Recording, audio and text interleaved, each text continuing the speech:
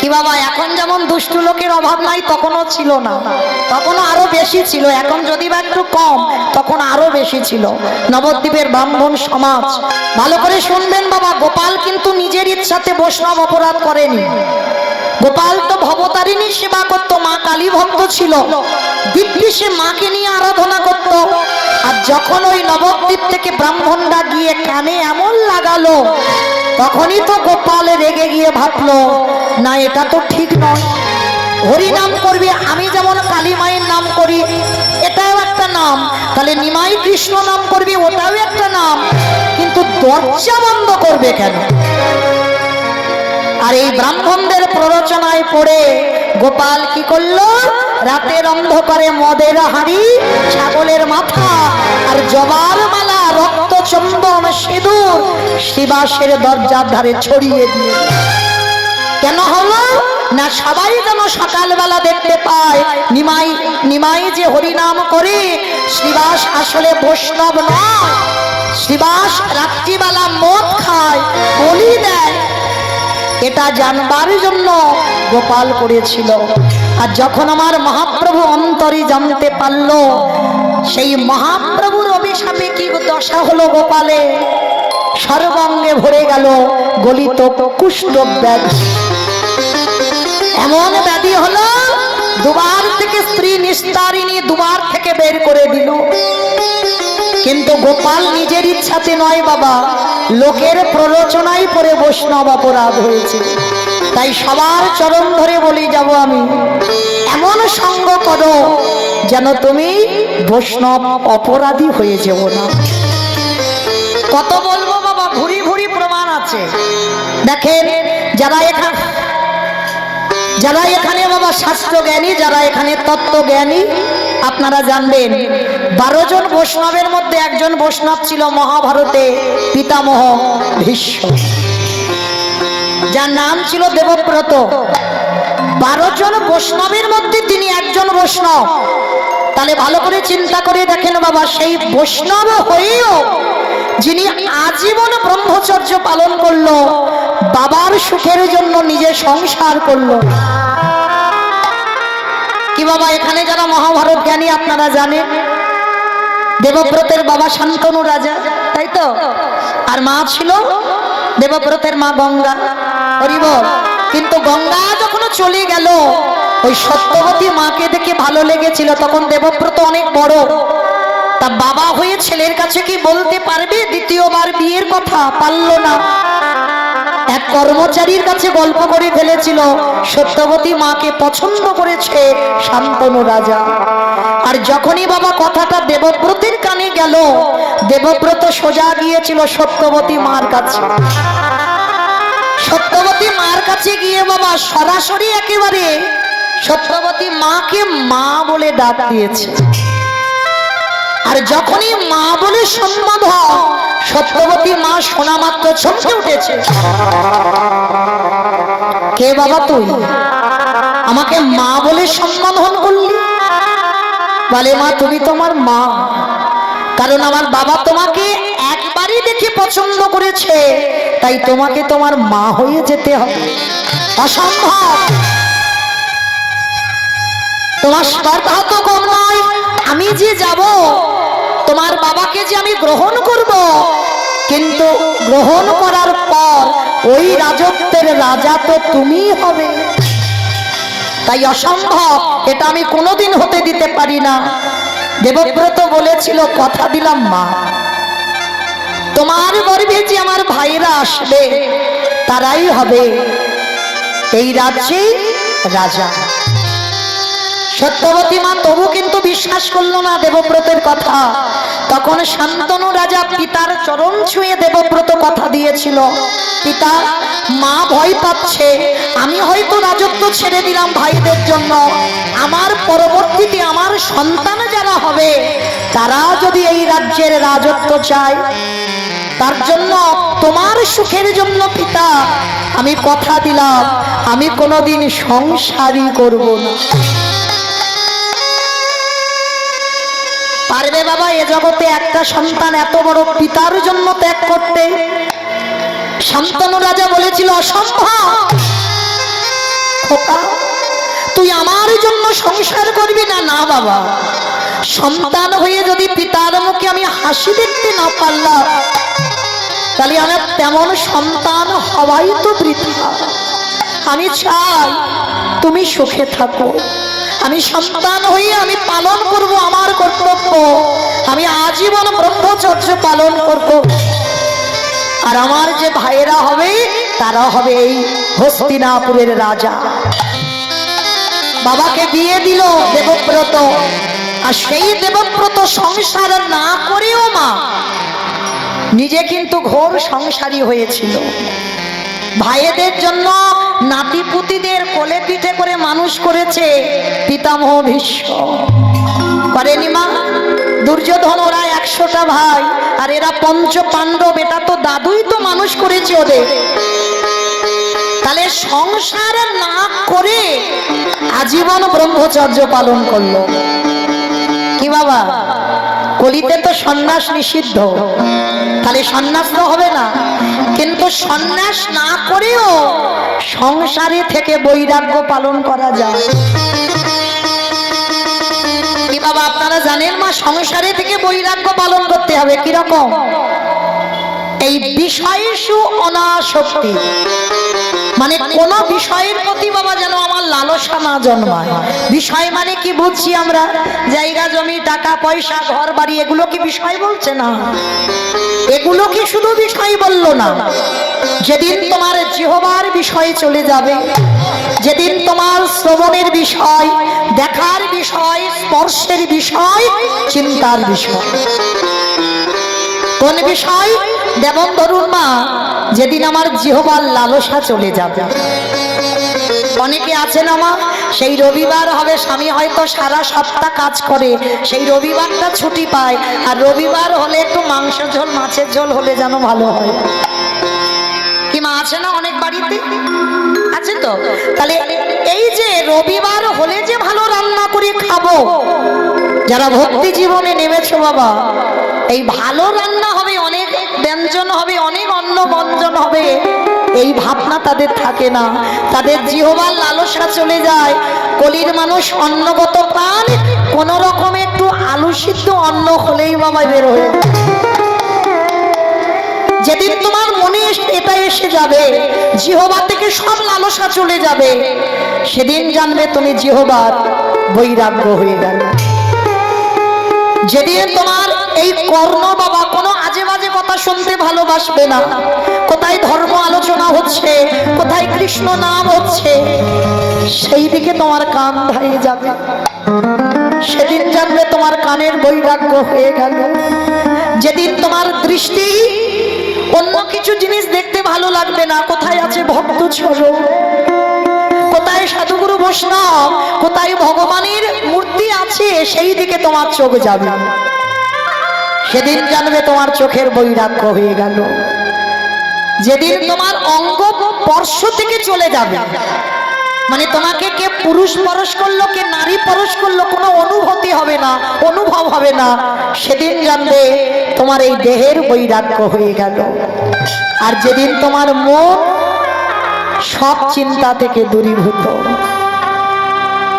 আজ আছি, আজ কৃষ্ণ ভজন করব, রাত্রিবেলা ঘুমাবো, সকাল যে হবে এটা কি কেউ বলতে পারবো মা? তাহলে কালকের চিন্তা ওটা কালকের হবে। যারা ভক্ত হয়েছো আজকের চিন্তা আজ, যেদিন তোমার মনের মধ্যে ওটাই এসে যাবে, তাহলে সেদিন তুমি জানবে তোমার মনেরও বৈরাগ্য হয়ে গেল। মহাপ্রভু বলছি এটাকে বিষয়সু অনাসক্তি, কোনো আসক্তি থাকবে না। তাহলে সংসারে থেকে তুমি মনে রাখবে তুমি বৈরাগী হয়ে গেছো। হরি বল। তো আজকে সেই দেবব্রত ভীষ্ম এত ত্যাগ করেও বাবা 58টা দিন সরসজ্জায়। ভাবতে পারছেন? একটা দুটো দিন নয়, 58টা দিন। ভালো করে ভাবেন মা, পায়ে যদি একটা সুখ্যাতি সূক্ষ্ম কাঁটা ফোটে আমাদের কিরকম হয়? ব্যথা লাগে না? পা একেবারে টনটন করে ব্যথা, পা ফেলতেই পারবে না। মানে কাঁটাটা চোখে দেখা যায় না মা, একেবারে সূক্ষ্ম। কাঁটাটা যখন পায়ে পায়ে থেকে বের করে দেবে, তারপরে দেখবে 2-4 দিন এখনো পায়ে ব্যথা। তাহলে কীর্তনের জায়গায় বসেছেন বাবা, পরীক্ষিতের জায়গায় বসেছেন, একটু হৃদয় অঙ্গ করে। একটা কাঁটা ফুটলে যদি আমাদের অত ব্যথা হয়, আর 58টা দিন ভীষ্মের সর্ব আগে অঙ্গে আছে তীর গাঁথা, আর তীরের আগা দিয়ে মানে ওই তীরের যে ফলা আছে রক্ত ঝরে ঝরে পড়ছে। কতটা যন্ত্রণা বলেন তো বাবা।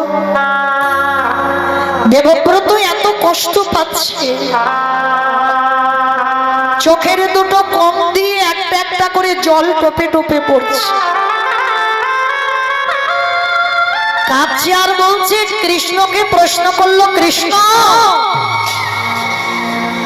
আমি স্বরের উপরে শয়ন করে 100 বছরের চিন্তা করলাম, কৃষ্ণ আমি তো 100 বছরে কোনো অন্যায় করিনি।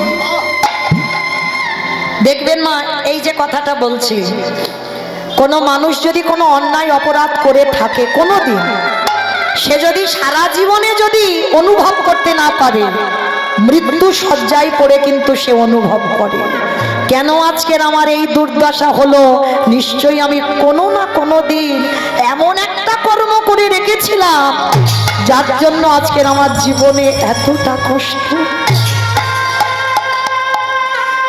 দেবব্রত স্বরের উপরে শয়ন করে কৃষ্ণকে বলছে, কৃষ্ণ আমি সরসজ্জায় পড়ে 100 জনমের কথা ভাবলাম, আমি তো অন্যায় করিনি, কিন্তু কৃষ্ণ কোন অপরাধের জন্য আমার এই দুর্দশা? কি অন্যায় করেছিলাম, কি অপরাধ করেছিলাম?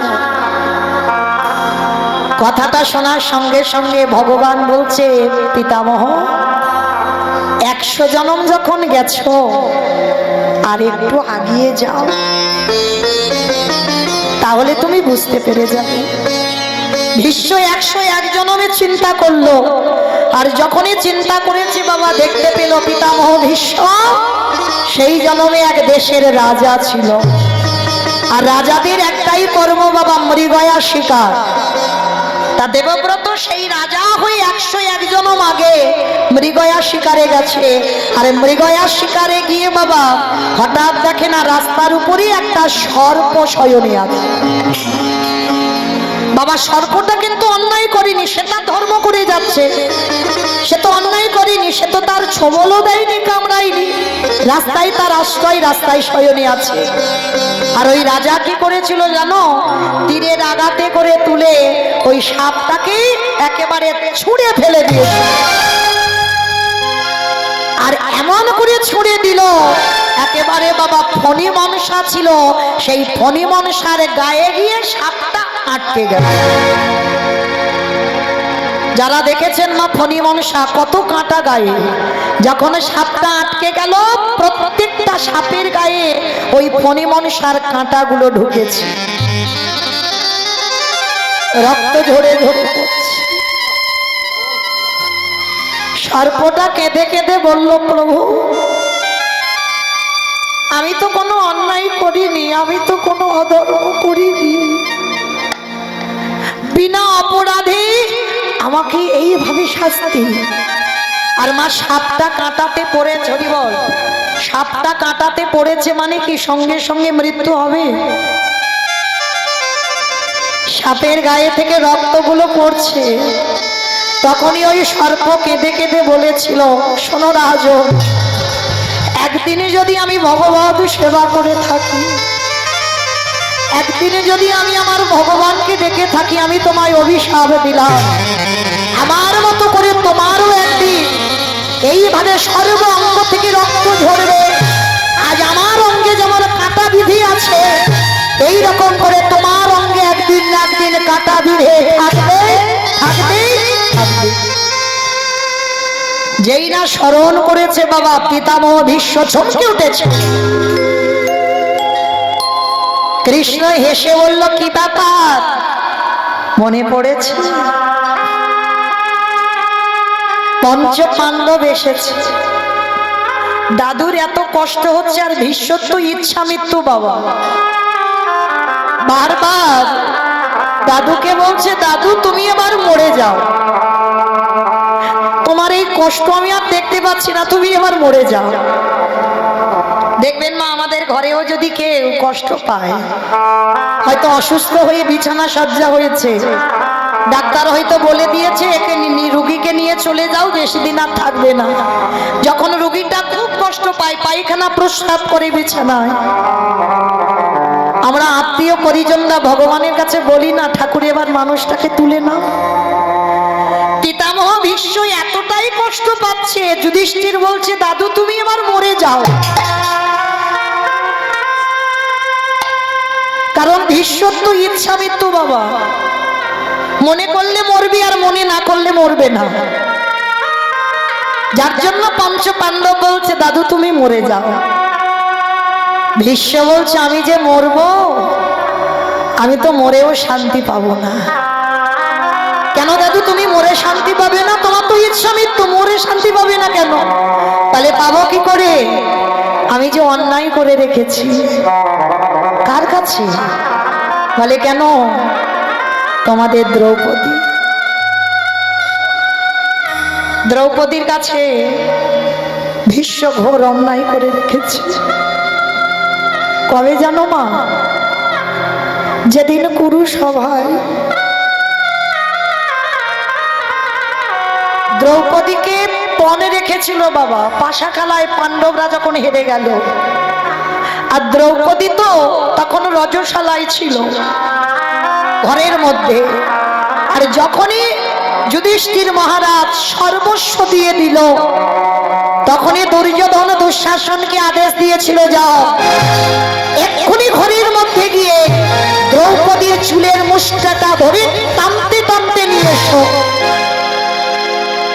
আচ্ছা বাবা, এই জায়গাটায় আপনারা কোনোদিন অনুভব করেছেন যে পক্ষে কৃষ্ণ রয় সে পক্ষের কি পরাজিত হয়? তাহলে যাদের সঙ্গে কৃষ্ণ থাকে তারা কেন পরাজিত হবে? তাহলে পাণ্ডবদের দলে যখন কৃষ্ণ রইল, তাহলে পাণ্ডবরা হারলো কেন পাশা খেলায়? কি বাবা, কুরুক্ষেত্রের মাঠ থেকে যাদেরকে জয়ী করে ফেরালো, পাশা খেলায় কি জয়ী করাতে পারতো না? এ প্রশ্নটা আমার নয় বাবা, আপনাদেরও নয়। দ্বারকায় কৃষ্ণ সখা উদ্ধব করেছিল। উদ্ধব কৃষ্ণকে প্রশ্ন, এক হলো বাবা ভক্তের অহংকার, আর একটি বস্তু হলো কোন ভক্তের চোখের জল। ভগবান বললেন, যদি জলে দিয়ে আমায় ডাকে, আমি তোর হৃদয়টা গলে যাই, আমি থাকতে পারি না। আর অহংকার করে যদি কেউ একবার ডাকে, আমি সারা জীবনের মতো তার অহংকার মাটিতে মিশিয়ে দিই। তার প্রমাণ তো পাণ্ডবরা। কারণ বাবা, যখন পাশা খেলা হবে, যখন ঘোষণা হলো না, তখন দুর্যোধন এসে প্রস্তাব দিয়েছিল, আমি ভালো খেলতে পারি না, আমার হয়ে আমার শকুনি মামা খেলবে। আর সেই জায়গাতে দাঁড়িয়ে যুধিষ্ঠির অহংকার করে বলেছিল, দুর্যোধন তুমি খেলতে পারো না, তাই তোমার মামা খেলবে, কিন্তু আমি তো খেলতে পারি, আমার কারোর প্রয়োজন লাগবে না। ভগবান যখনই কথাটা শুনেছি, সঙ্গে সঙ্গে চমকে উঠেছে। ভগবান দাঁড়িয়ে দাঁড়িয়ে চোখে এলো জল।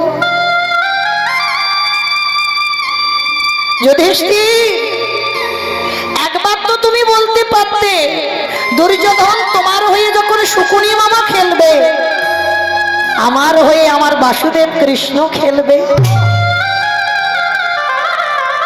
তুমি যদি একবার বলতে, তাহলে কি আজকে তোমাদের এই দুর্দশা হতো? তাহলে তোমার অহংকারের জন্য, এমনকি যুধিষ্ঠির বলছে আমার বাসুদেব কৃষ্ণ এখানে থাকবে না, এত বড় অহংকারের কথা।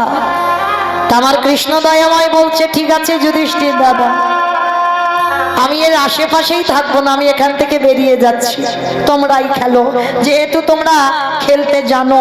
আর দুর্যোধন খেলতে জানে না, ওর হয়ে ওর মামাই খেলো।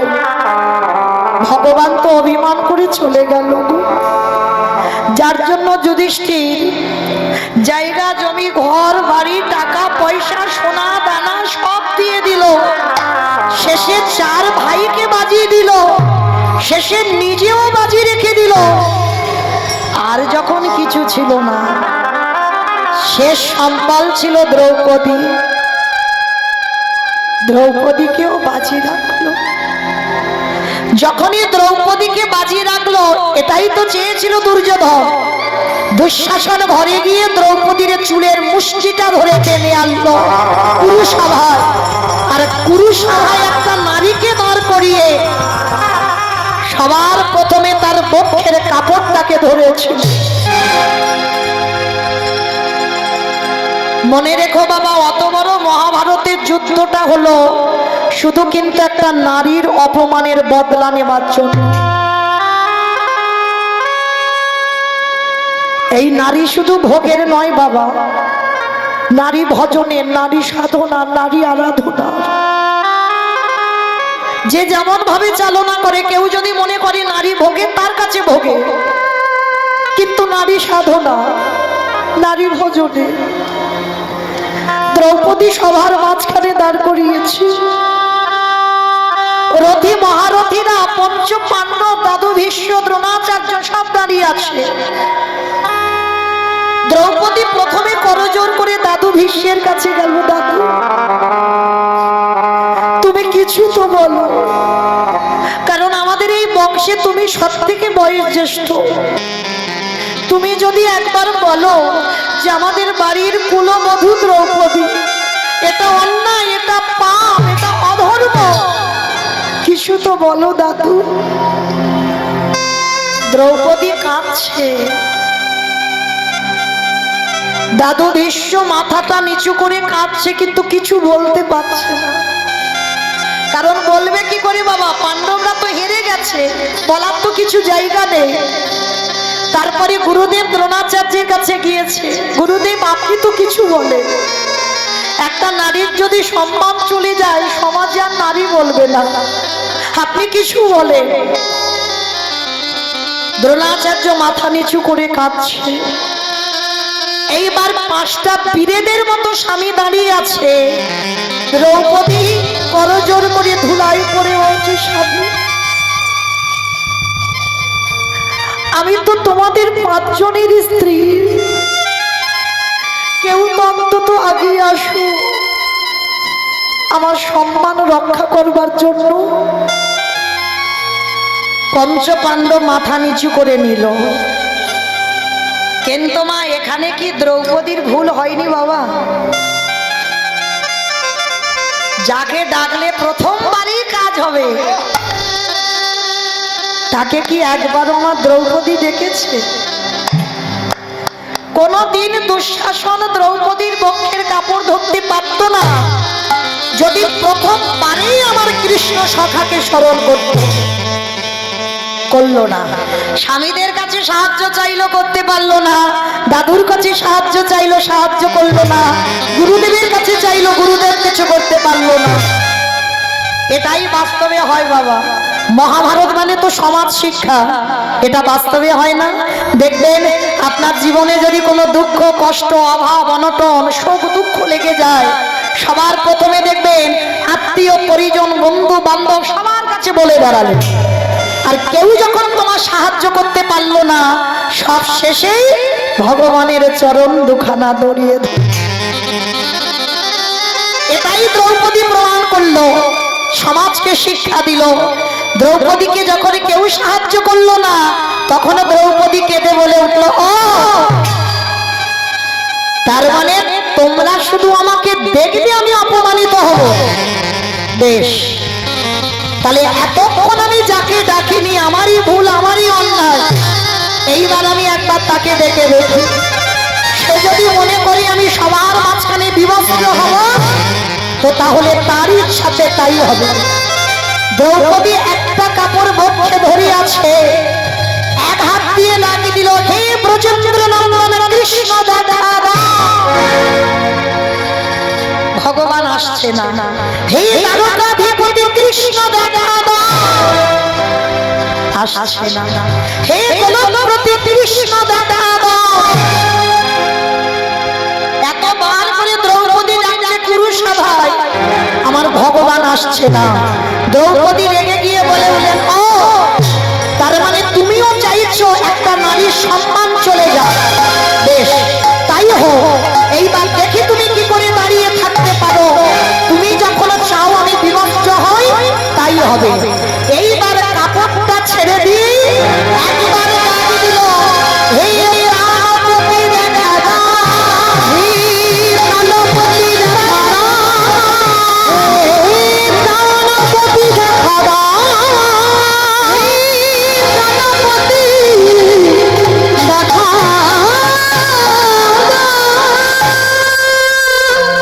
যেই না বললাম রামপতি দেখা দাও, ভগবান আঙুল থেকে কাপড়টা খুলছে।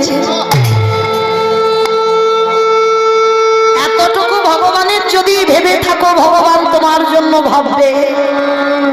কাপড়টা খুলে দ্রৌপদীর কাপড় যেখানে শেষ, কারণ ওই কাপড়টা তো কৃষ্ণের আঙুলে আমার দ্রৌপদী বেঁধে দিয়েছিল। সেই বাবা যেদিন শিশুপাল বধ হয়েছিল, ওদিকে আর যাবো না বাবা, অনেকটা হয়ে যাবে সময়। বলবো আবার যদি কোনোদিন দেখা হয়, এখানে রাখি। এইবার সেই আঙুল থেকে কাপড়টা খুলে দ্রৌপদীর কাপড়ে জুড়ে দিল। আর যখনই জুড়ে দিয়েছে, দ্রৌপদীর তো রক্ষার মালিক এসে গেছে। কি গো, তোমার জীবনে কষ্ট হবে, জড় জগতে কেউ কিছু করতে পারবে না, করবার মালিক তো সে। তার চরণ যত তাড়াতাড়ি ধরবে, কৃপা তত ধরবে।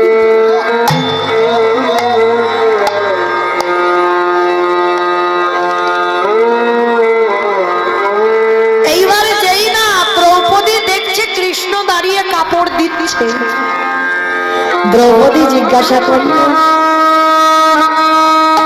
সখা তুমি আসতে এত দেরি করলে কেন গো? ভগবান চোখের জলটা মুছে বলে, সখী আমি দেরি করিনি, তুমি আমায় ডাকতে দেরি করেছো। আমি তো সবার দরজায় দাঁড়িয়ে আছি, শুধু ডাকার অপেক্ষা।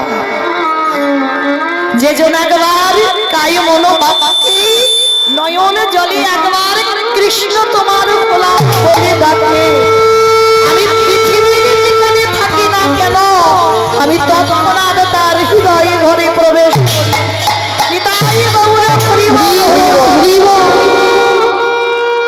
আচ্ছা সখা, আমি তো 3 বার ডাকলাম, তুমি এত দেরি করলে কেন? বলে আচ্ছা সখী, তুমি 3 বার কি কি বলেছো বলো? বলে কেন?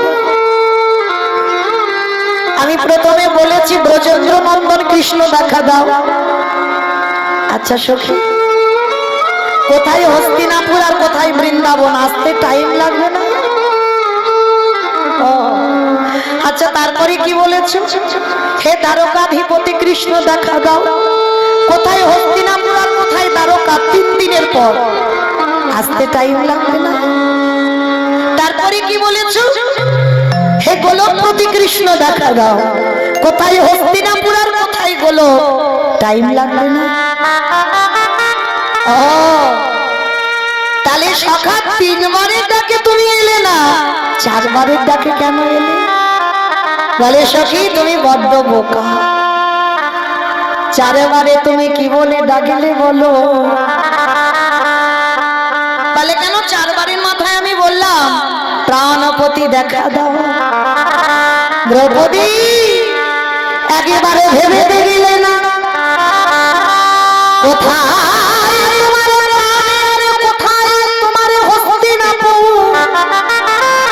যখনই তুমি প্রাণপতি দেখা দাও বলে ডাকলে, আমি ভগবান হয়ে কি আর থাকতে পারি?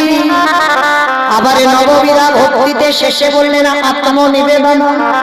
আরে যে জন একবার আমার চরণে বসে একবার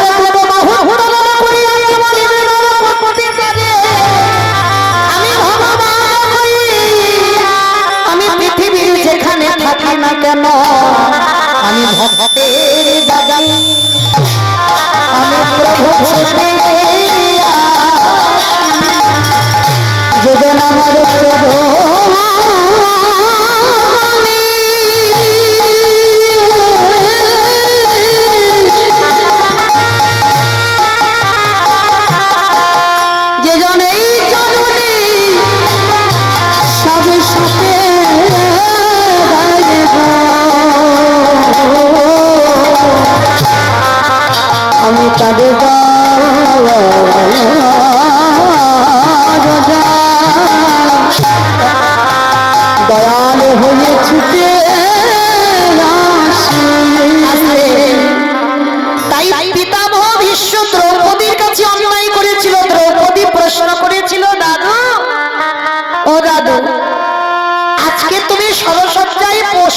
সরসজ্জায় পড়ে আমার পঞ্চ পাঁচ স্বামীদের ধর্ম কি করে চালনা করতে হয়, রাজ্য কি করে চালনা করতে হয় তুমি শেখাচ্ছ।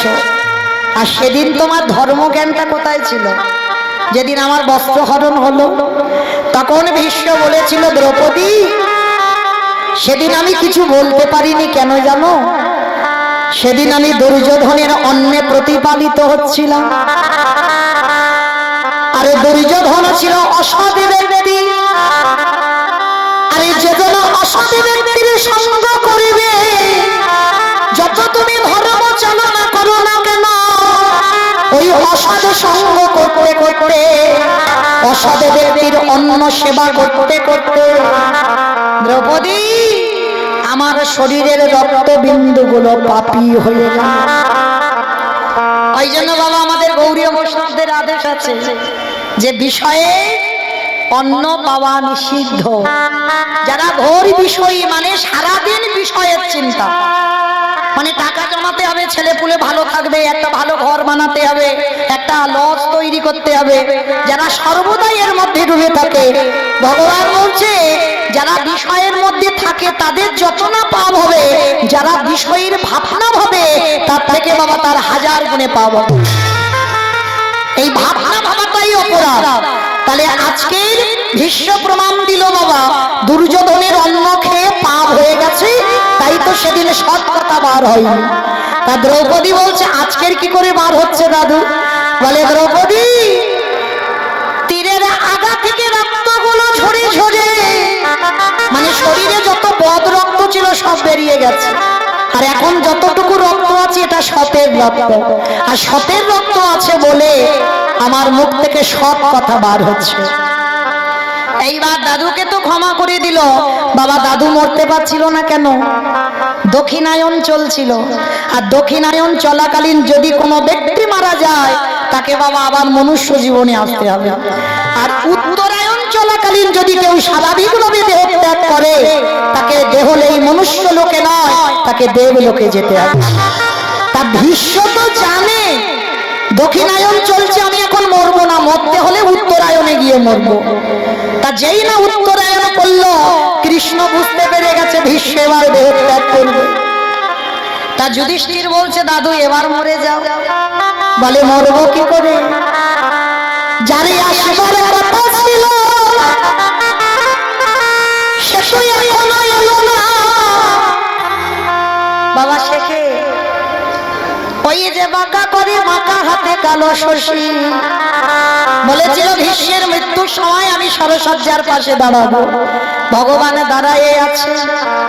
ভীষ্ম সরসজ্জায় পড়ে মাথাটা তুলে দেখলো কৃষ্ণ দয়াময় আছে। কিরে বাইরে কেন? দরজা খোলা, ভিতরে আয়। কারণ ভীষ্ম তো যেমন তেমন ব্যক্তি নন। তা যেই না কৃষ্ণ এসে দাঁড়িয়েছে, কৃষ্ণ এসে প্রথমবারই প্রশ্ন, ভীষ্ম আমি জানি তুমি এবার চলে যাবে, বলো তুমি আমার কোন রূপ দেখতে চাও? তুমি তো দেহত্যাগ করবে, তুমি আমার বৃন্দাবনের কৃষ্ণ রূপে দেখবে, না মথুরার কৃষ্ণ রূপে দেখবে, না দ্বারকার কৃষ্ণ রূপে দেখবে? বলো কোন রূপে তুমি দেখতে চাও? কিন্তু মা সময় চলিয়া যায় নদীর স্রোতের প্রায়, সোনার ঘড়িটি বলে টিক টিক টিক। কৈফিয়ত কিন্তু দিতে হবে, চুরি করে খাচ্ছ। যা যা কিছু এই যে সবজি পাচ্ছ, যা যা কিছু তুমি পাচ্ছ, তুমি মনে করো তোমার স্বামী ব্যাগ ভর্তি করে এনে দিল না, ওটা তোমার স্বামীর দেওয়া নয়, ওটা তার কৃপাতে পাঠানো, সবই তারই সৃষ্টি করা জিনিস আমরা পাচ্ছি। আর যদি তাকে দিয়ে না পাই তাহলে চুরি করে খাওয়া হচ্ছে না। বেশ, তবে ডাকতে থাকো, ভজন করতে থাকো। আমি বলে যাচ্ছি না, আর আমি বললে যে তোমরা শুনবে তা তো নয়, কিন্তু মা আরতিটা তো জানাতে হবে, প্রভু আমি যেন তোমাকে দিয়ে প্রসাদ পেতে পারি, এই আরতিটা রাখতে হবে, তারপরে তো কৃপা করার মালিক তিনি। দেখেন যারা শুনলেন দ্রৌপদী যতক্ষণ না আরতি ভাবে ডেকেছে, পেয়েছে কি? এত কষ্ট পেল, এত নির্যাতন, চুলের মুষ্টি ধরে টেনে আনলো, প্রভু কি কৃপা করেছিল? করেনি। তাহলে তার কাছে আরতি জানাতে হবে, আর এই জানাতে জানাতে ঠিক একদিন না একদিন তার কৃপা হবেই হবে। তবে মা তৈরি হয়ে থেকো, একদিন না একদিন এই ভগবত পথে সবাইকে আসতে হবে। আজকের এ জন্মে যদি না হয়, এর পরের জন্মে যদি না হয়, তারপরের জন্মে যদি না হয়, কোনো না কোনো জন্মে তোমাকে ভগবানমুখী হতেই হবে, এর কোনো ভুল নেই হবে। তাহলে আজকের যে করে আমার আজ তারে করি সর্বনাশ, কোন নাশের কথা বললো? জায়গা জমি গাড়ি ঘর আত্মীয় পরিজন তুমি যারে সব থেকে বেশি ভালোবাসলে, প্রথম ভগবান তাকে চিরজনমের মতো কেড়ে তোমার আবলার কাউকে রাখবে না। তারপরে যদি তুমি আমার গোবিন্দ চরণ আঁকড়ে বসে থাকো, সবকিছু হারিয়ে বসে আছো কাঙালিনী হয়ে, তোমার আপন বলতে কেউ নেই, তারপরে যদি তুমি তার চরণ আছো, তারপরে ভগবান বললেন আমি হয়ে যাই সেই দাসের দাস। কিন্তু ভগবান বসে মেজে দেখে নাই বাবা যে ভক্ত কতটা সহ্য করতে পারবে। দেখেন আজকের মায়াবতীর দুর্গতিটা কেমন। গ্রামের লোকেরা এসে বলল, স্বামীটাকে খেলি, গর্ভে যে পাপটাকে ধরেছে সেটা ওকে খাবি, আর আমাদের বাড়িতে সকালবেলা খেতে যাবি, কেউ খেতে দেব না। এই রাত থাকতে থাকতে স্বামীর দাহ কাজটা করে এক্ষুনি এখান থেকে বেরিয়ে সবাই দূর দূর করে দাঁড়িয়ে দিচ্ছে। কিন্তু সবাই তো আর খারাপ হয় না গো, কেউ কেউ ভালো থাকে। গ্রামের শেষ প্রান্তে একটা বাড়িতে কাজ পেয়েছে মায়াবতী মা, আর যে কাজটা পেয়েছে মা কোনো মাইনে দেবে না, কোনো টাকা পয়সা নয়। কি করবে জানো? সকাল থেকে সন্ধ্যা পর্যন্ত কাজ করবে, আর ভগবানের তারা প্রসাদ বুঝেছিল, আর ওই ভগবানের একটু ভোগ রন্ধন করে একটা বাটিতে করে প্রসাদ দিবে। কি গো, ভগবান যেটা করে সবটাই মঙ্গলের জন্য করে। রাধে প্রত্যেক দিন মায়াবতী গর্ভবতী অবস্থা ভগবানের প্রসাদী পায়। আস্তে আস্তে আস্তে কথা নয়, কথা নয়, যে ভগবানের প্রসাদী পায় সে কি কোনোদিন অসৎ পথে যেতে পারে? গর্ভ থেকেই তো তৈরি হয়ে আসছে গো, কেন হবে না? ভক্ত গর্ভ থেকে তৈরি হয়ে আসছে প্রসাদ পেতে পেতে। দেখতে দেখতে 10 মাস 10 দিন পর মার কোল আলো করে অন্ধকার ঘরে যেন আলো হয়ে ছেলেটা এসেছে। মায়াবতী হলো তার বাবা, মায়াবতী হলো তার মা। ছেলেটার নাম রেখেছে জন্মাবার পর বিহারী লাল। ছেলেটার নাম রাখলো বিহারী লাল। বিহারীকে ওই একদিন থেকে মা কাজ করে গো, আর ছেলেটা ছোট তো রেখে যেতে পারে না, কাজের বাড়িতে নিয়ে যায়, ঘুম পাড়িয়ে মা সারাদিন কাজ করে। ছেলে ধীরে ধীরে বড় হচ্ছে, মা যে ওই ছোট বাটিতে প্রসাদ দেয়, ছেলে বড় হলে তো বাবা খিদেটাও বেশি হবে। এদের বলে মা। মা ইচ্ছা করে বলে বাবা আজ আমার খিদে নেই, বাবা তুই খেয়ে নে। কত রাত মা খায় না, জল খেয়ে কাটিয়ে দেয়। ছেলে বুঝতে পারে না, ছোট বাচ্চা তো, ভাবে সত্যি বুঝি আমার মা কিছু খেয়েছে, খিদে নেই। কিন্তু মা সকাল থেকে কিছু খায় না, ছেলেটাকে খাইয়ে দেয়। ভগবান মনে মনে ভাবছে একটু পরীক্ষা নিয়ে দেখি আর একটু সহ্য করতে পারে কিনা। শুরু হলো পরীক্ষা। যে বাড়িতে ওই প্রসাদী পায় সে বাড়ির লোকজনেরা আত্মীয় বাড়িতে যাবে, ভোগ রন্ধন হয়। তা মায়াবতীকে বলছে, মায়া আজকে তুই খাবারটা যেখান থেকে নিয়ে নিস, আজকে তো আমরা একটু জল তুলসী দিয়ে চলে যাচ্ছি, তোর খাবারের ব্যবস্থাটা তুই করে নিস। কিন্তু গ্রামের লোক এমন করেছে বাবা, মায়াবতীকে বিচারিনী কলঙ্কিনী অসতী বলে কেউ বাড়ির ধারে কাছে যেতে দেয় না। ছেলেটা সকাল থেকে বাড়িতে বসে থাকে, মা খাবার নিয়ে গেলে তবে খাবে। তো আজকের বসে আছে আর মা কিচ্ছু খাবার নিয়ে যাচ্ছে না। সন্ধ্যাবেলায় শূন্য হাতে যাচ্ছে, আর ছোট বিহারী ছুটতে ছুটতে এসেছে, এসে মার কোমরটা জড়িয়ে ধরেছে। ও মা, মা গো, মা বড্ড খিদে পেয়েছে, ও মামা কি খাবার এনেছো দাও না মা, সকাল থেকে কিচ্ছু খাইনি, খুব খিদেতে পেটটা জ্বলছে, একটু খেতে দাও না মা। ছেলেটাকে বুকে নিয়ে বলছি, খোকা একটা কাজ কর না বাবা, আজকের একটু জল খেয়ে কাটিয়ে দে না বাবা।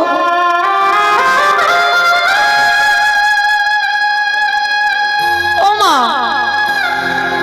সকাল থেকে তো শুধু জল খাচ্ছি, আমি আর কত জল খাবো বলো তো, আমার যে বড্ড খিদে পেয়েছে।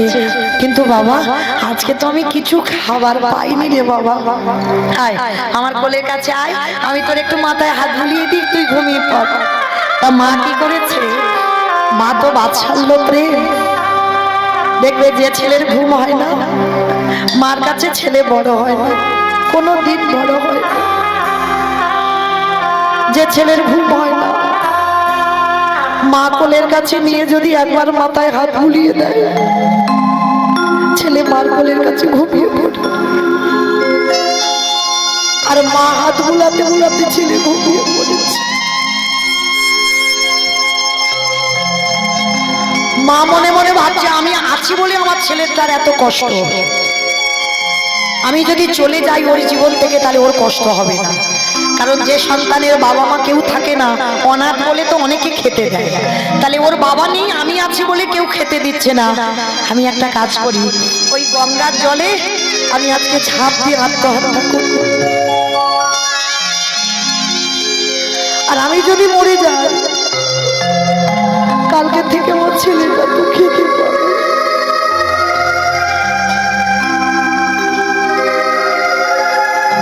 ছেলেটাকে ঘুম পাড়িয়ে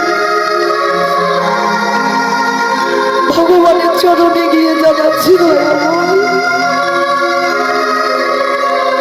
ছোটবেলা থেকে তোমায় ভালোবেসেছি,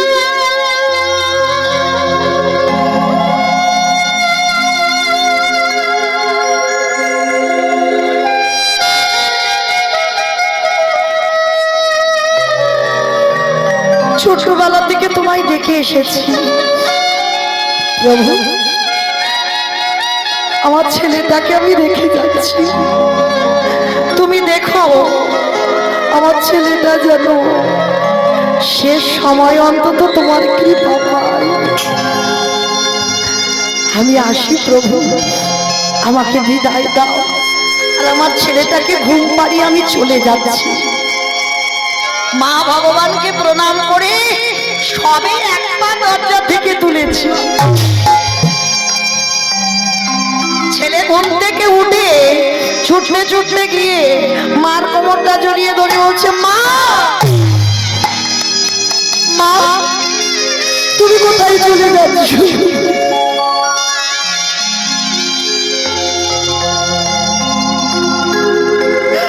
আমি কোনোদিন তোমার কাছে খেতে চাইব না, আমি কোনোদিন তোমাকে বলবো না আমার খিদে পেয়েছে, কিন্তু তুমি আমায় ছেড়ে চলে যাও না। তুমি যদি চলে যাও, কি আমায় ভালোবাসবে, কি আমায় স্নান করাবে, কি আমায় ঘুম পাড়াবে, এ জগতে তো আমার একটু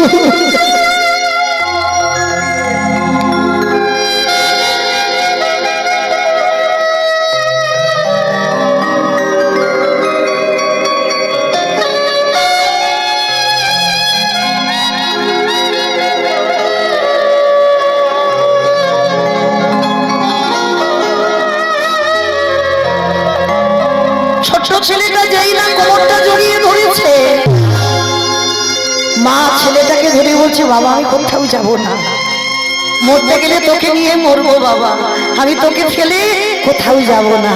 ও মামা আমি কথা দিচ্ছি, আমি জীবনে আর খেতে চাইবো না, আমি জীবনে বলবো না আমার খিদে পেয়েছে খেতে দাও, কিন্তু তুমি আমায় ফেলে চলে যেও না। এদের বলে মা। এই মা রাতটা যদি শ্মশানে পোতা থাকে না, শ্মশান থেকে বলবে আমার বাচ্চার যেন ভালো।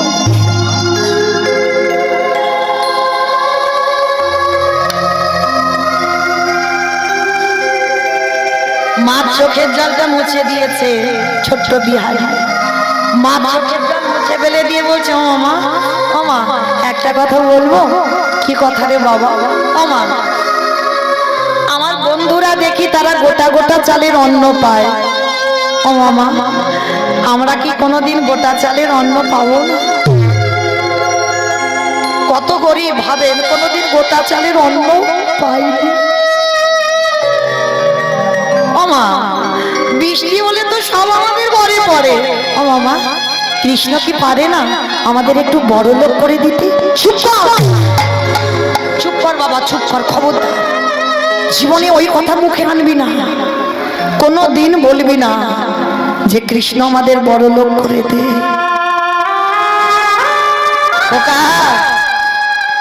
বড় লোক হলে কৃষ্ণ ভুলে যায়, এটা বাস্তব। মিলিয়ে নেবে।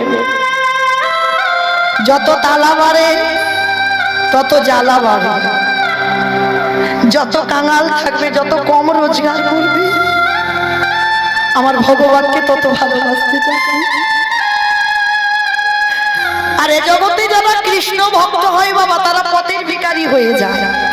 তাকিয়ে দেখেন বাবা, সুদামার দিকে তাকিয়ে,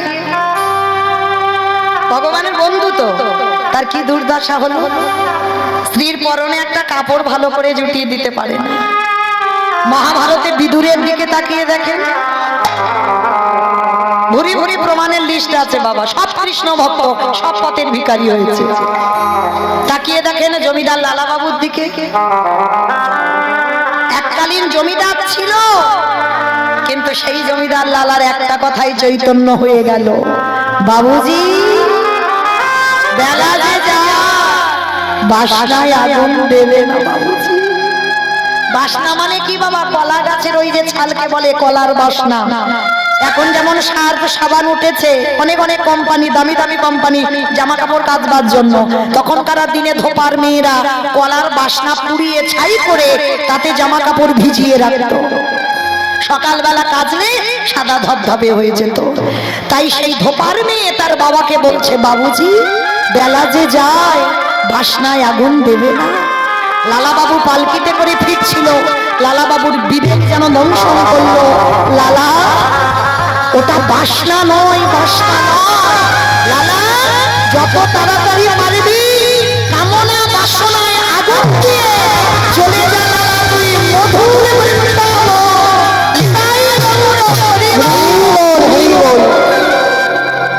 বিষয়ে বৈভব সব ত্যাগ কর, আর সব ত্যাগ করে তুই কৃষ্ণ পাবার জন্য ছুটে যা বৃন্দাবন।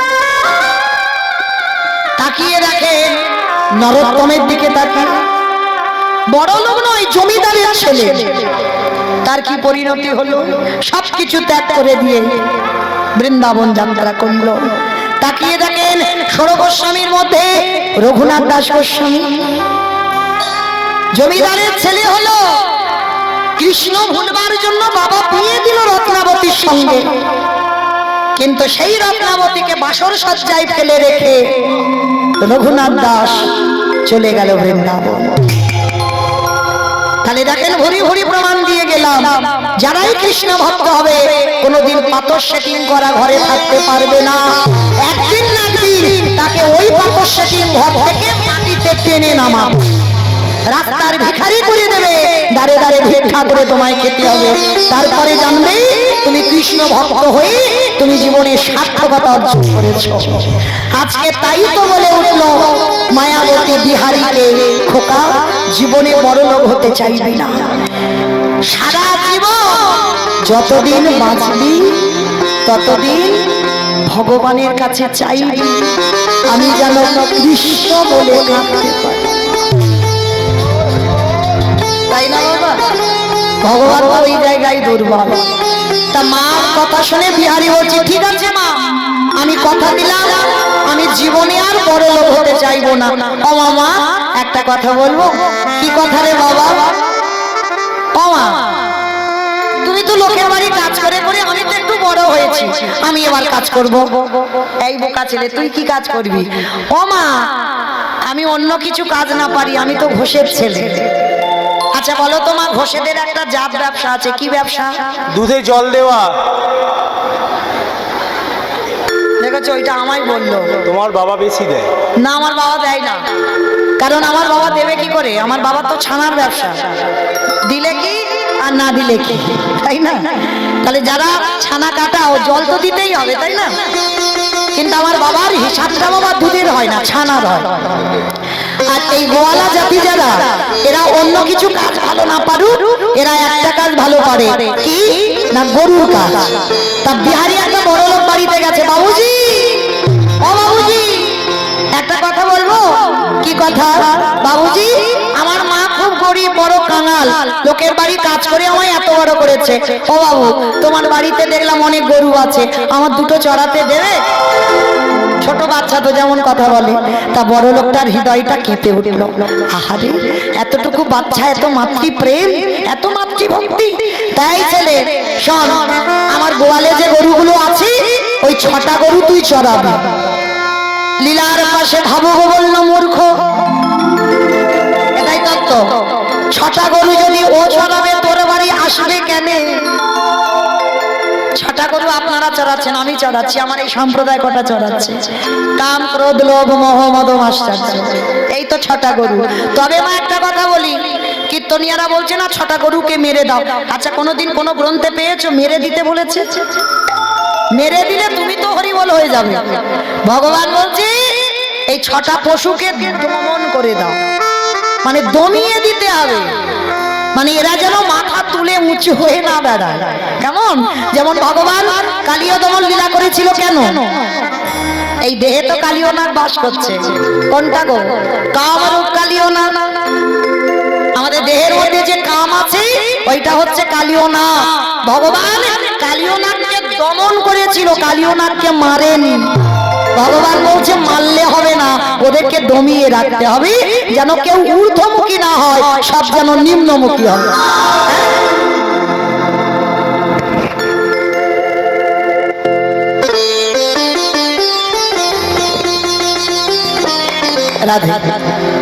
এইবার বিহারি বলছে বাবু আমি 6টা পারবো না, আমি 2-4টে পারবো। ঠিক আছে বাবা, তুই 2-4টে চড়া। আর শোন শোন শোন শোন, 1 মাস গরু চড়াবি, তোকে 4 আনা মাইনে দেবো। আমার 25 পয়সা। লীলাটা আজকে কারার নয়, তখন কারার 25 পয়সার অনেক দাম। তা বিহারি বলছে ঠিক আছে বাবু, মাসে যদি 25 পয়সা আমার মাকে দিই তাহলে আমার মার দুঃখ মোচন হবে। ঠিক আছে বাবু, তাহলে আজকে থেকে তোমার গরুগুলো আমি চড়াবো, কেমন? ঠিক বৃন্দাবনে ভগবান যেমন গরু চড়াতো, আজকের বিহারীর ভাবটা তেমন। মানে বড় লোকের গরুগুলো নিয়ে মাঠে মাঠে যায়, আর কি করে জানো? মাঠে গিয়ে ব্রজের তার একটাই তো খেলা। ও বাবা, আমাদের ছেলেদের ওই যেন একটা কি খেলা উঠেছে, ফ্রি ফায়ার, তাই না? ওইটাই তো কাল হয়ে গেল। হরি বল। সার্বক্ষণ ওটাই হলে হয়ে যাবে, মাধ্যমিকে কি রেজাল্ট করবে তার ঠিক নেই, কিন্তু ওইটা তো সর্বক্ষণ আছে। তা বিহারি লালের একটাই খেলা, খেলো বাবা খেলো। ব্রজের কানরে কোন দুঃখে রাজা হলো দাদা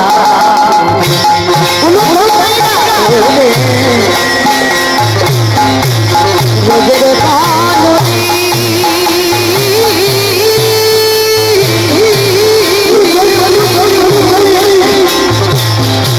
কোন দুঃখে তুই রাজা হলি রাজা ঠাকুরে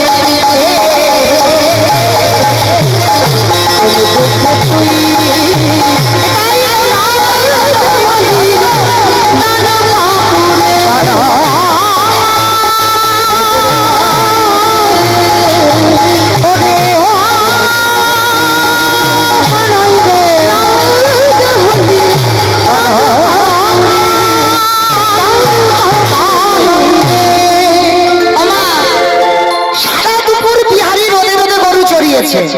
বিকাল হয়েছে, এবার গরুগুলো নিয়ে বাড়ি ফিরছে। আর ঠিক আমার এই দাদা ভাইয়ের বাড়িতে যেমন প্রতি বছর কীর্তন হয়, কাটোয়া কাঞ্চননগরে কয়েকজন ভক্ত মিলে ভাগবতের আসর করেছে। পাঠক ঠাকুর পাঠে বসেছে।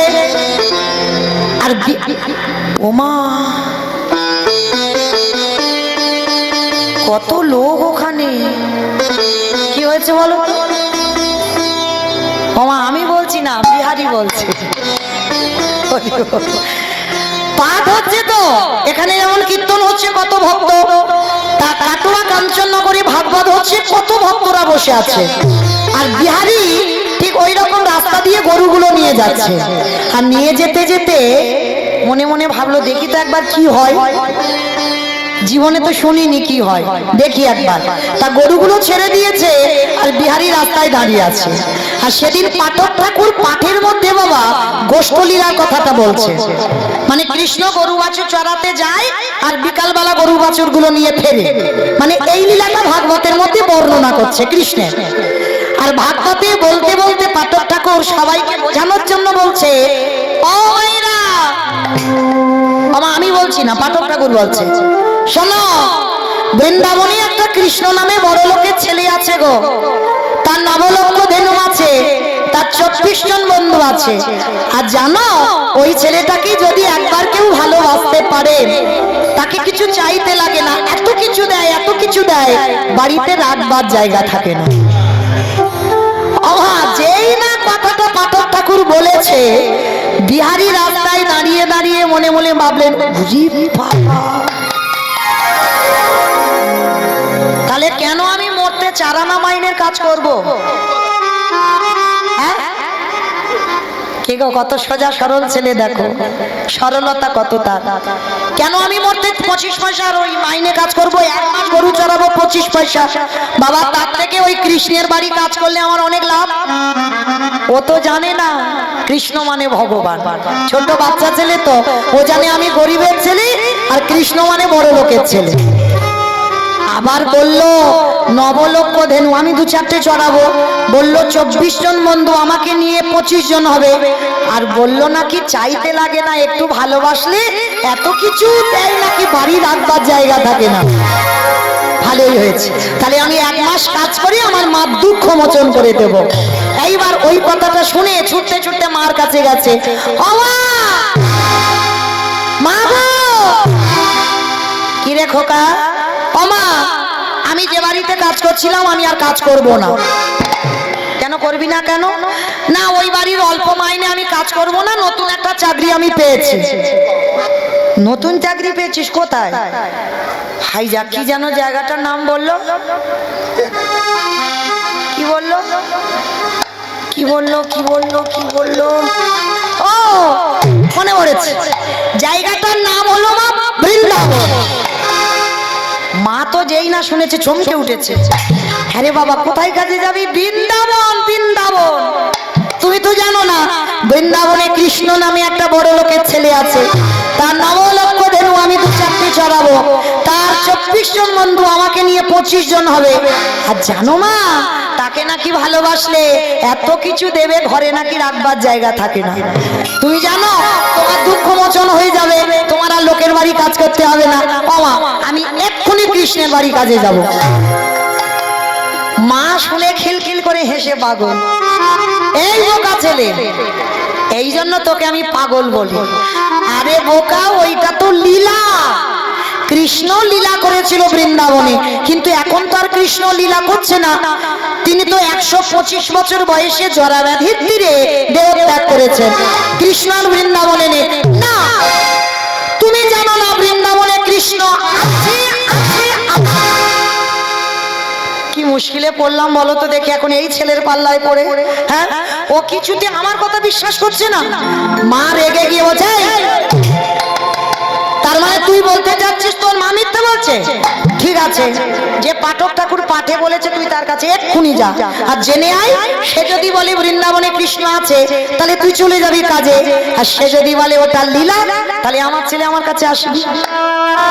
ওমা তুমি এটা মন্দ বলনি, তারা সাষ্টাঙ্গে মার চরণে শুয়ে পড়ে প্রণাম।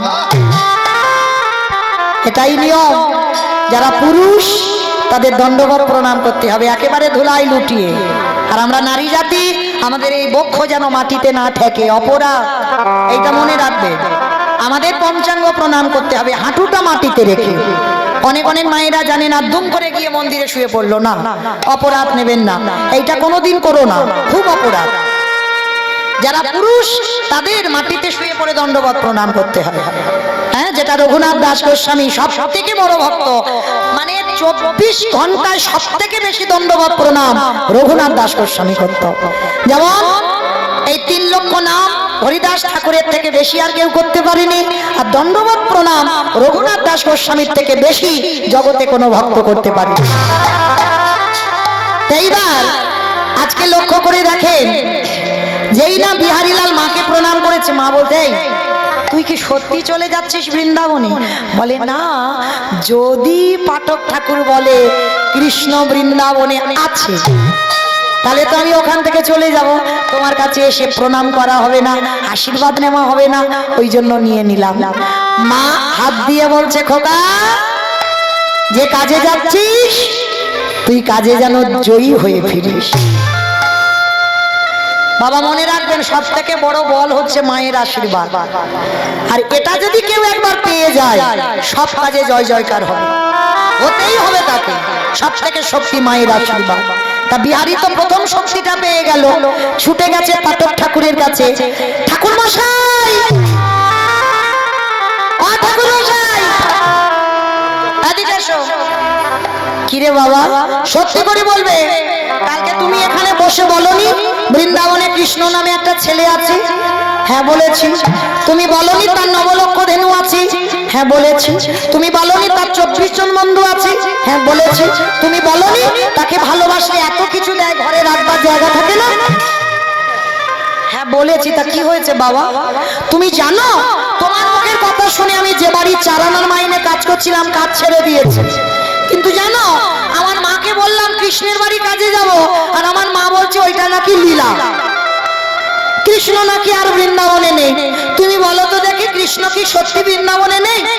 তুমি জানো, আমার মা লোকের বাড়ি কাজ করে করে আমায় এত বড় করেছে, আমার বড় কষ্ট হয়। আমি ওই জন্য কৃষ্ণের বাড়িতে কাজে গিয়ে অনেক টাকা এনে আমার মা দুঃখ মোচন করতো, কিন্তু আমার মা বলছে ওইটা লীলা। তুমি বলো না গো, বৃন্দাবনে কৃষ্ণ আছে? পাঠক ঠাকুর যে কিছু বলবে, আর ভাষা নেই। মনে মনে ভাবলো, হায় রে, এতদিন আমি পাঠ করে আমার হৃদয়ে এতটুকু বিশ্বাস জাগলো না, আর ওইটুকু দুধের মালো একদিন আমার মুখের পাঠ শুনে এত বিশ্বাস। কিন্তু আমি যদি সত্যিটা বলি যে সত্যি বৃন্দাবনে আর কৃষ্ণ নেই, লীলা সম্বরণ করেছে, তাহলে তোর বিশ্বাস চলে যাবে। না না না না, এটা আমি হতে দিতে পারি না। এমন কথা বলবো যেটা সত্যি নয় আর যেটা মিথ্যা নয়।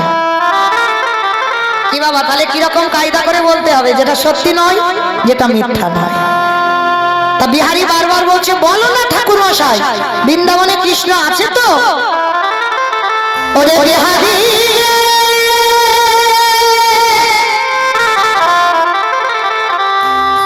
ওরে আমার কৃষ্ণ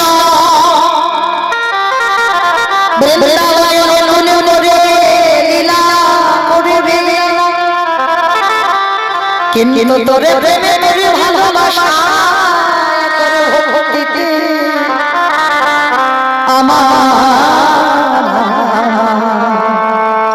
আমার কৃষ্ণকে নতুন করে লীলা করিতে হবে। বিহারী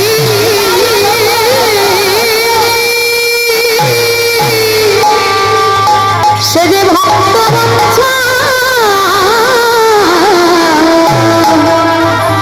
ভক্ত বঞ্ছা কল্প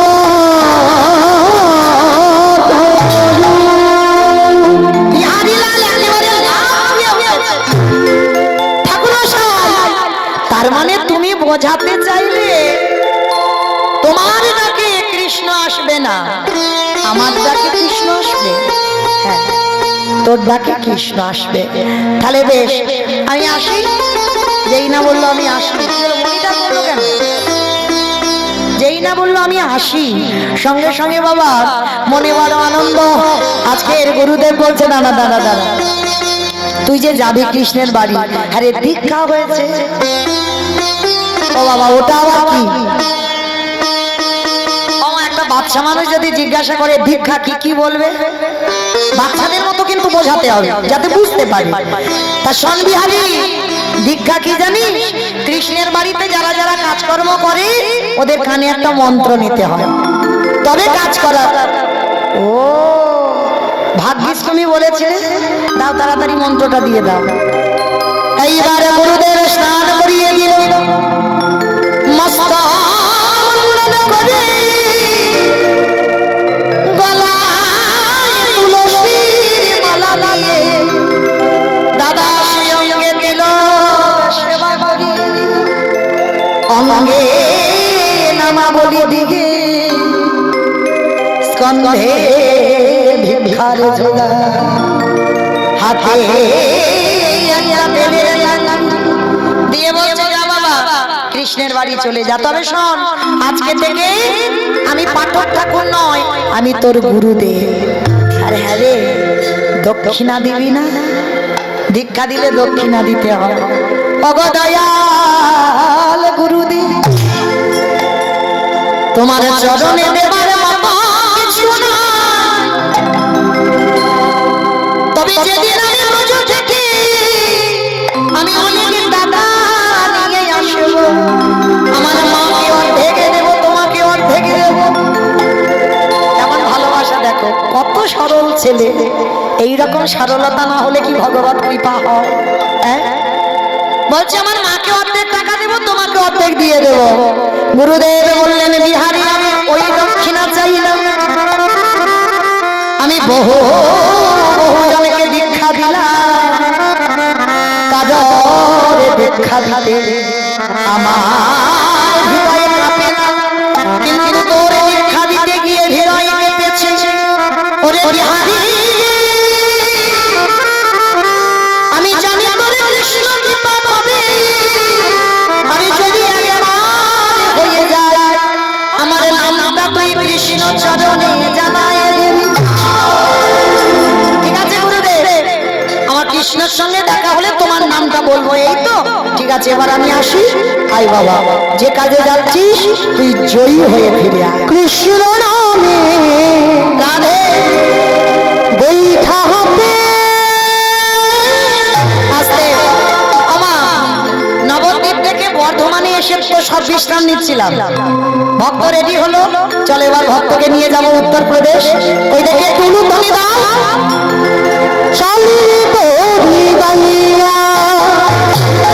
কৃষ্ণ আনন্দে বৈঠাতে চলি গৌরী বাইয়া ওরে ও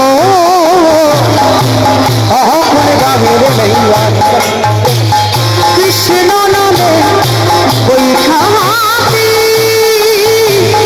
চলি গৌরী বাইয়া, কৃষ্ণ নামে বৈঠাতে চলি গৌরী বাইয়া। চারিদিকে আকাশ মেঘ হচ্ছে, টিপ করে বৃষ্টি পড়ছে, মোহর মোহর হচ্ছে মা কৃষ্ণ আকাশে ঘিরে মেঘে জমেছে, ভয়ঙ্কিরে কৃষ্ণ আছে, কৃষ্ণ নামে ঘন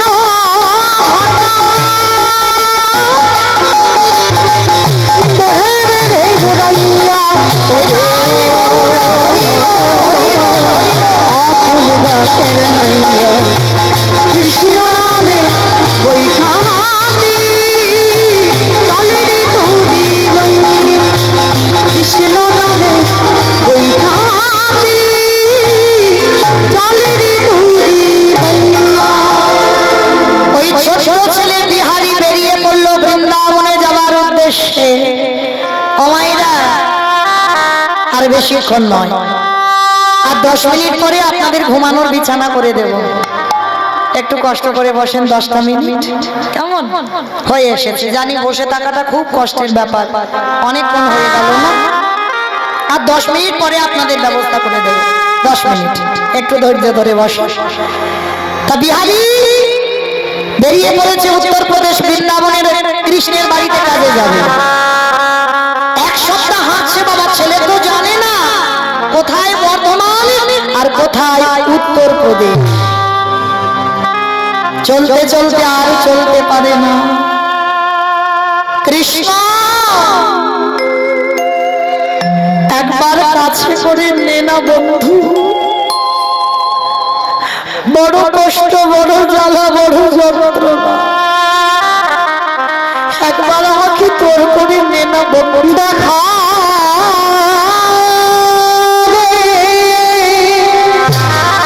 কৃষ্ণ, হরে কৃষ্ণ,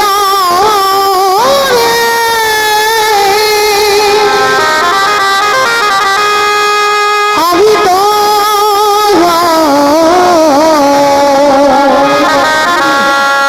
চলিতে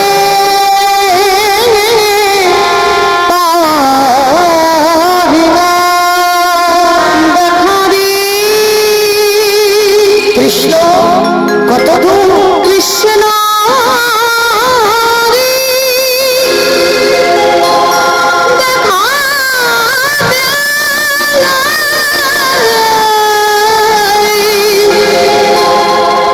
কৃষ্ণ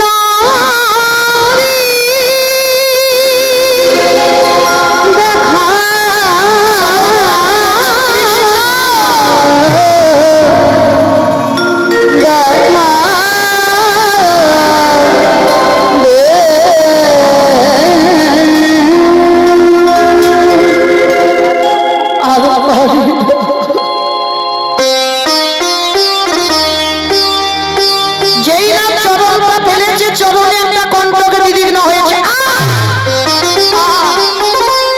কৃষ্ণ তোর কাছে আসতে গেলে যদি এত কষ্ট পেতে হয়, আমি যদি একবার জানতাম আমি কোনোদিন তোর কাছে আসতাম না।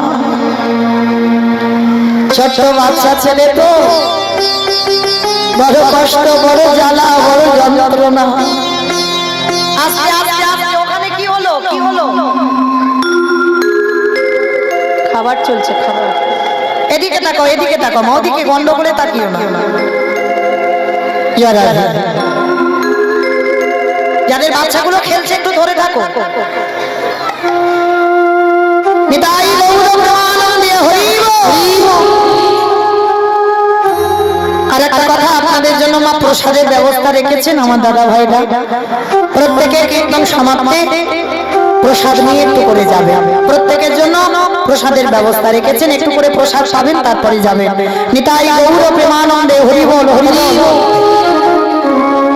ওই যে বললাম আর একটুখানি ধৈর্য ধরে।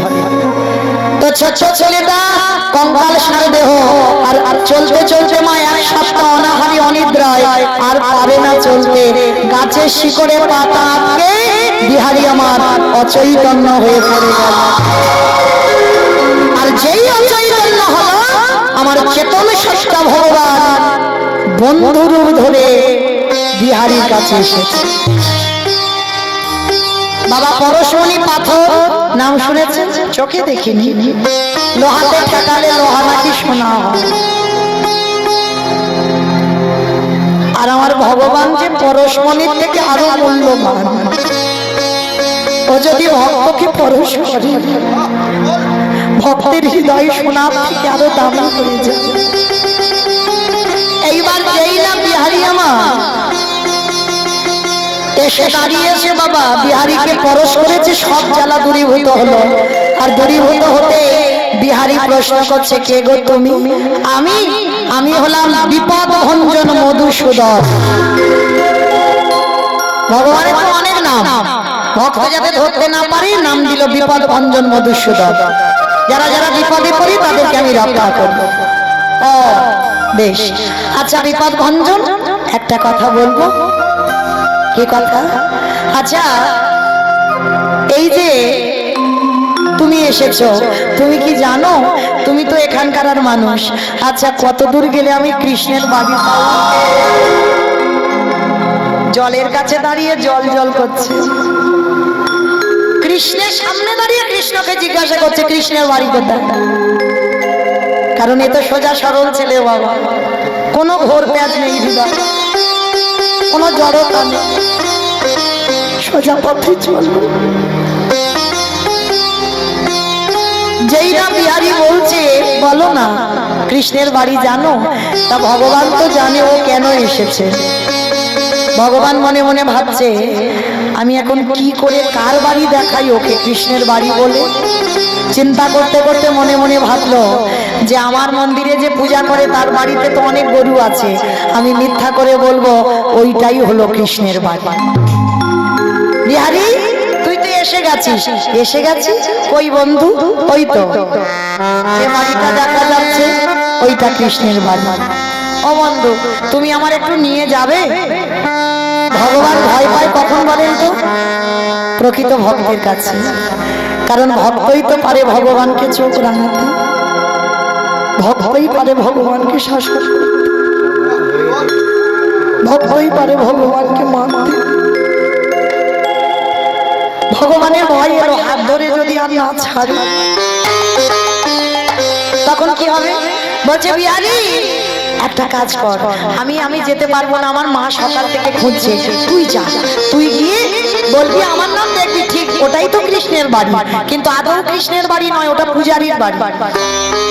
এইবার বলে দিয়েছে, আর যেই না বলে দিল, বলে দিতেই বাবা ছোট্ট বিহারী ছুটতে ছুটতে গেছে ওই পূজারীর বাড়িতে, গিয়ে দরজার ধারে দাঁড়িয়ে ডাকছে কৃষ্ণ কৃষ্ণ কৃষ্ণ। অনেকবার করে ডাকছে, পূজারী বেরিয়ে এসেছে। কে তোর কৃষ্ণ? কাকে কৃষ্ণ কৃষ্ণ বলে ডাকছিস? এখানে কোনো কৃষ্ণ কৃষ্ণ থাকে না, এটা কৃষ্ণের বাড়ি নয়, এটা আমার বাড়ি। ছোট্ট বিহারী বলছে আমি জানি গো তুমি মিথ্যা বলছো, আমার বিপদ ভঞ্জন বন্ধু বলেছে এটা কৃষ্ণের বাড়ি। ও ভগবান, এই তোর বাড়ি কোথায়, নাম কি, থাকিস কোথায়, বাবা আমাকে আগে বলতো দেখি। অনেক প্রশ্ন, বিহারীর একটা উত্তর, আমি বর্ধমান থেকে মা দুঃখ মোচন করতে এসেছি। কৃষ্ণ নামে একটা বৃন্দাবনে বড় লোকের ছেলে থাকে না, আমার গুরুদেবের মুখ থেকে শুনেছি, তার বাড়িতে আমি কাজ করব, তার অনেক গরু আছে, আমি 2-4টে চড়াবো, তার 24 জন বন্ধুর মধ্যে আমি একজন 25 জন হব, আর তাকে ভালোবাসলে নাকি অনেক কিছু দেয় না, ওই জন্য তো আমি এসেছি।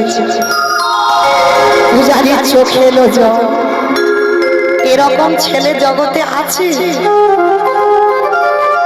কিন্তু একে যদি আমি সত্যিটা বলি যে ওটা তুই যেটা বলছিস ওটা লীলা, তাহলে ওর তো বিশ্বাস চলে যাবে ভগবানের প্রতি। না না না, সত্যিটা বলা যাবে না, মিথ্যাই বলতে হবে। বিহারী শোন, তুই ঠিক জায়গায় এসেছিস, এটাই কৃষ্ণের বাড়ি। তা বিহারী হাসছে আর বলছে আমি জানি তো এটা কৃষ্ণের বাড়ি। তা হ্যাঁ গো, তুমি কি কৃষ্ণের বাবা? পূজারী কেঁদে দিল,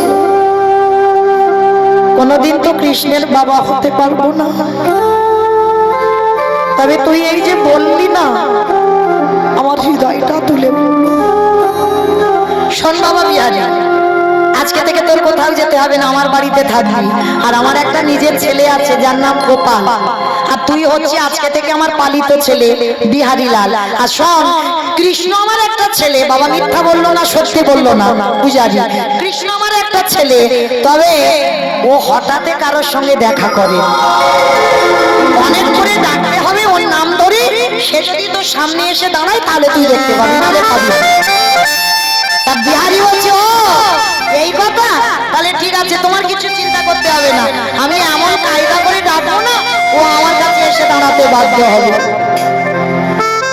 আচ্ছা একটা কথা বলবো, আজকে থেকে তো আমার কৃষ্ণ আমার বন্ধু হলো, আচ্ছা বন্ধুর বাবা মানে আমি কি তোমাকে বাবা বলে ডাকতে পারবো?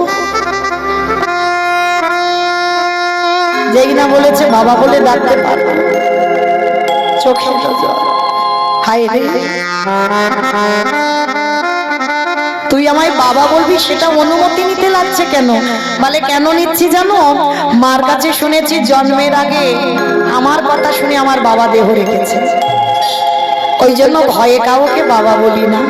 যদি আবার চলে যায়, তুমি যদি বলো তাহলে বলতে পারবো, ঠিক আছে বাবা, আজকে থেকে তুই আমার ছেলে হয়ে থাকবি। আশ্রয় পেল বিহারী লাল। প্রত্যেক দিন মাঠে মাঠে গরু চড়ায়, আজকেরও মাঠে গরু চড়াচ্ছে। আর গরু চড়াচ্ছে, চড়াতে ভাবলো, আচ্ছা বৃন্দাবনে তো কৃষ্ণের জন্য এসেছি, সে কই? ও ডাকিনি তো, তাহলে সে আসবে কি করে? চোখ দুটো বন্ধ করে মাঠের মাঝখানে দাঁড়িয়ে স্মরণ করলো কৃষ্ণ চরণ। আর যেই না স্মরণ করলো, ভগবান থাকতে পারলো না, নামলো ধরায়। নবলক্ষ হেলো কৃষ্ণ বন্ধু, যেই না মুরলী বাদন করলো, বিহারী লাল সাক্ষাতে দেখছে কৃষ্ণ বাস